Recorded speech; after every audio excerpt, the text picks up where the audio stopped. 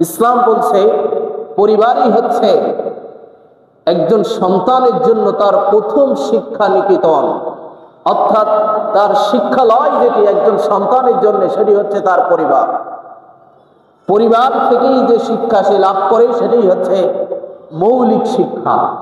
সেজন্য আল্লাহ রাসূল বলছেন, মা মিন মাউলুদিন ইল্লা ইউলাদু আলাল ফিতরা। পৃথিবীর বুকে যত সন্তানই জন্মগ্রহণ করে সকল সন্তানই দ্বীনি ফিতরাতের উপরে, ইসলামের উপরেই জন্মগ্রহণ করে। সুবহানাল্লাহ। যত শিশু জন্মগ্রহণ করে আল্লাহর হাবিব বলেন সকল শিশুই দ্বীনি ফিতরাত ইসলামের উপরেই জন্মগ্রহণ করে।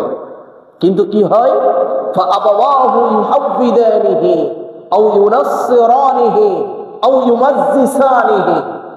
আল্লাহর হাবিব বলছেন এরপরে তার পিতামাতা যদি তাকে দ্বীন শিক্ষা দেয় সেই শিশুটি দ্বীনদার হয়ে বেড়ে ওঠে। তার পিতামাতা যদি তাকে ইহুদি ধর্মে দীক্ষা দেয় সেই সন্তান ইহুদি হয়ে বেড়ে ওঠে।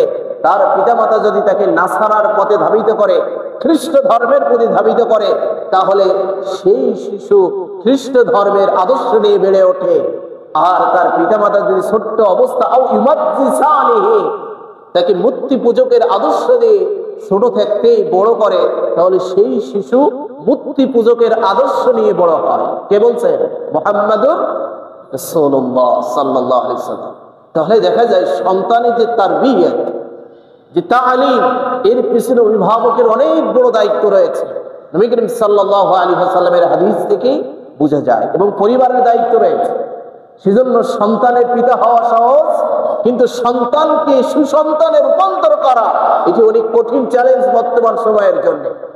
সম্মানিত মুসলিম, আপনারা যারা সন্তান সন্ততির পিতা হয়েছে, পিতা মাতা যারা হয়েছে, নবী করিম সাল্লাল্লাহু আলাইহি ওয়াসাল্লাম বলছেন যে শোনো, আলা কুল্লুকুম রাঈন ওয়া কুল্লুকুম মাসউলুন আন রাইয়াতিহি। তোমরা প্রতিজনেই কিন্তু দায়িত্বশীল, আর তোমাদের দায়িত্ব সম্পর্কে, অধীনস্থদের দায়িত্ব সম্পর্কে কঠিন কিয়ামতের দিনে তোমাদেরকে জিজ্ঞাসা করা হবে। ওয়ার-রাজুলু রাঈন আলা আহলি বাইতিহি। পরিবারের দায়িত্বশীল হচ্ছে পুরুষ, কর্তা পিতা হচ্ছে পরিবারের দায়িত্বশীল, এবং তার যে দায়িত্ব দুনিয়ার বুকে ছিল তার সন্তানের সঠিক শিক্ষা দেওয়া, নীতি নৈতিকতা শিক্ষা দেওয়া, এটি পিতা হয়ে তার উপরে দায়িত্ব ছিল, এবং তার সেই দায়িত্ব সম্পর্কেও কঠিন কিয়ামতের ময়দানে তাকে জিজ্ঞাসা করা হবে। একজন পিতার দায়িত্ব কি? তার সন্তান কি নীতি নৈতিকতা শিক্ষা দেবে, তার কন্যা সন্তানদেরকে আদব আখলাক শিক্ষা দেবে, তার স্ত্রীকে ইসলামের যে ফরজ বিধান পর্দা, এই পর্দার বিধান তাকে শিক্ষা দেবে, ইসলামী তাহজিব তামাদ্দুন যেটি আছে এটি শিক্ষা দিবে।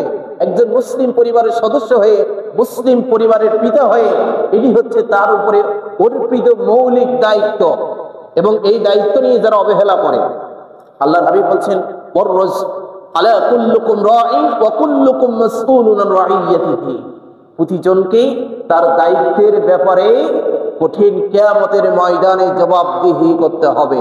তার উপরে অর্পিত যে দায়িত্ব ছিল সে কতটুকু পালন করেছে, সে কতটুকু পালন করেছে, সে তার সন্তানকে কতটুকু দিনদার বানাতে পেরেছে, তার সন্তানকে কতটুকু নামাজের দাওয়াত দিয়েছে, তালিমের দাওয়াত দিয়েছে, কোরআন তেলাওয়াতের দাওয়াত দিয়েছে, ইসলামী তাহজিব তামাদ্দুনের দাওয়াত দিয়েছে।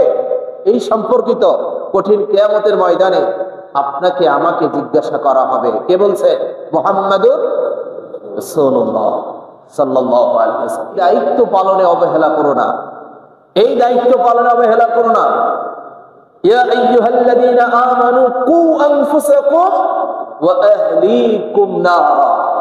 শুধু নিজে বাঁচলে হবে না, পাশাপাশি নিজের পরিবার পরিজনদেরকেও জাহান্নামের আগুন থেকে বাঁচাতে হবে। কার হুকুম?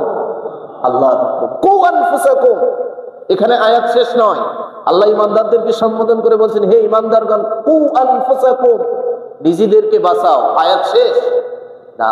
ওয়া আহলিকুম নারা, এবং তোমার অধীনস্থ যে আহাল ওয়াইল আছে, তোমার সন্তান সন্ততি আছে, তোমার স্ত্রী আছে, অধীনস্থদেরকেও জাহান্নামের আগুন থেকে বাঁচাও। সুবহানাল্লাহ। ইসলাম, এটির নামই ইসলাম। আপনি ফজরের নামাজ পড়ে মসজিদে বসে বসে তাসবিহ তাহলিল করছেন, বাসায় ফজরের নামাজ কায়েম হয় নাই, তাহলে আপনার এই তাসবিহ তাহলিলের কোনো মূল্য আছে? বরং আপনি ফজরের জামাত পড়েছেন, আপনার নিয়ত আছে আমার বাসায় যেয়ে আমার স্ত্রীকে জাগিয়ে দেওয়া, বা যখন বাসা থেকে রওনা দিয়েছে রওনা দেওয়ার আগে স্ত্রীকে জাগিয়ে দেওয়া। কেননা কু আনফুসাকুম, আমি শুধু নিজে বাঁচবো না, আমার অধীনস্থ আমার স্ত্রীকে, আমার সন্তান সন্ততিকেও আমি জাহান্নামের আগুন থেকে বাঁচাতে চাই। ঠিক কিনা বলেন? সম্মানিত মুসলিম, এটি হচ্ছে ইসলামের তারবিয়াত। সেজন্য এটি আমাদের উপরে আবশ্যকীয় দায়িত্ব আল্লাহ রাব্বুল আলামিনের পক্ষ থেকে অর্পিত হয়েছে।